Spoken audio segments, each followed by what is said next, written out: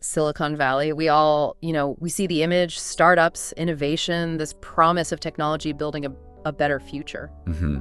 But what if there's more to it? Our sources for this deep dive, they really pull back the curtain on that shiny image. Showing a much more complex picture, sometimes a troubling one. Exactly.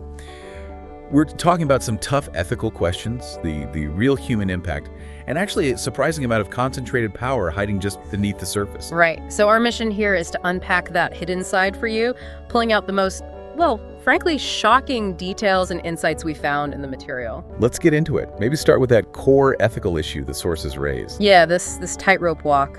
It's this argument that the drive for profit, for super fast innovation, it can sometimes just steamroll people's well-being. They use Theranos as an example. A really stark one. It wasn't just a failure, it was, active deception about their blood testing tech. Yeah. And that put lives at risk, all to keep up appearances for investors.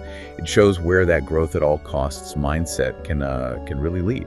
And that relentless drive for growth, it connects directly to the next big theme, privacy, or maybe the illusion of it. Yeah, we give away so much data, but are we really the customer online?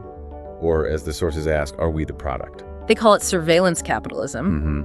Where our personal info, locations, searches, contacts, everything becomes the resource. It's not just making the service better, it's being analyzed deeply to predict what you'll do next. And then access to that prediction is what gets sold. Precisely. And the scale of this data harvesting and, well, its vulnerability, it's kind of mind-blowing. What numbers did the sources give? Okay, get this. In 2023 alone, over 353 million people impacted by data compromises. That's up 78%. Yeah. Huge jump. Wow. And over the last 5 years, nearly half of all Americans, 45%, have had their data compromised. How are they getting in mostly? Stolen credentials, passwords, logins.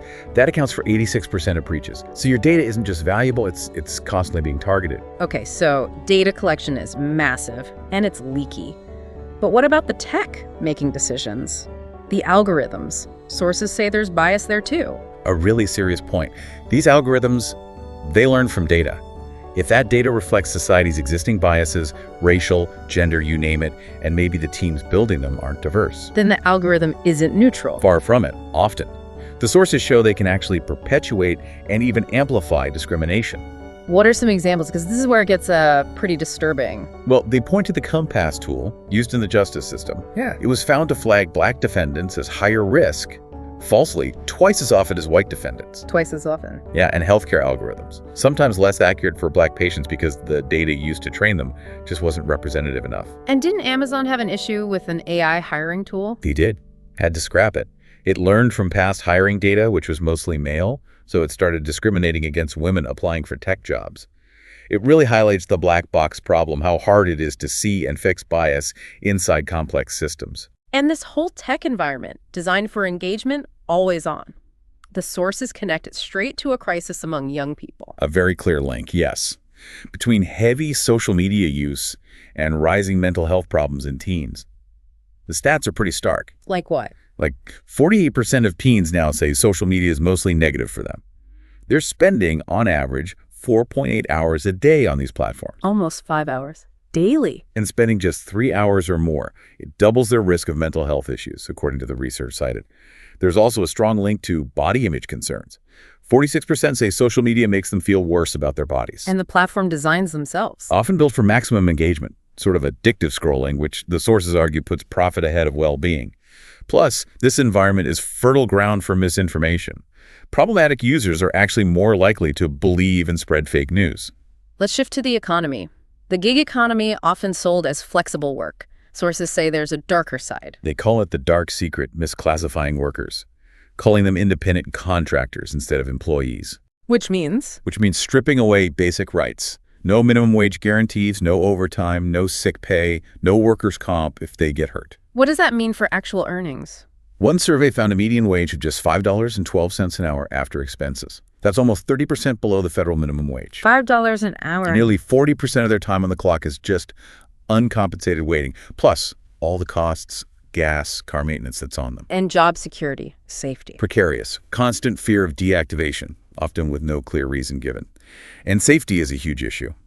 Uber's own reports show 24,000 physical or threatened assaults on their drivers just between 2017 and 2020. So all this tech wealth being generated, it's not exactly lifting everyone up within Silicon Valley itself. Not even close, according to the sources. The inequality is extreme. The top 0.001%, just 9 households in one analysis, hold 12 times more wealth than the entire bottom 50% combined. 12 times. 9 families versus half the population. And a quarter of residents have less than $5,000 total wealth. Then there's the affordability crisis. San Jose, #1 least affordable place to buy or rent in the U.S. You need an income near $500,000 to afford a median home there. Unbelievable. So it's no surprise, 30% of households aren't considered self-sufficient. The wealth is incredibly concentrated. And that concentration of wealth equals concentration of power. Exactly. Tech giants like Google, which a court actually ruled a monopolist, and Meta, they face antitrust challenges. The concern is their dominance just crushes competition and innovation. And controls the flow of information, too. Yep, that's the other side. Modern connectivity, AI. They allow misinformation campaigns to spread incredibly fast, at huge volumes, often boosted by the very algorithms designed to keep us engaged. It feels like there are echoes of history here. There are. The sources draw a really interesting parallel to the Industrial Revolution. Has similar patterns, really. Huge technological leaps, but also, especially early on, widespread labor exploitation, massive concentration of wealth in few hands, and the rise of monopolies before society figured out how to regulate it all. So bringing it all together, these aren't just, abstract issues happening somewhere else. Not at all. These ethical debates, the privacy issues, the algorithmic bias, the impact on mental health, how gig workers are treated, the sheer economic divide, the power these companies hold. It all affects you, the listener. Your digital life, sure, but also your well-being, your economic situation, the news and information landscape you navigate every day. Which leaves us with a pretty big question to think about, doesn't it? Considering these deep challenges and maybe learning from history. How do we make sure that the next wave of technology, the innovation still to come, is actually guided by stronger ethics, by regulations that prioritize everyone's well-being? Right. How do we ensure it serves all of us and doesn't just end up fueling more profit and more concentrated power?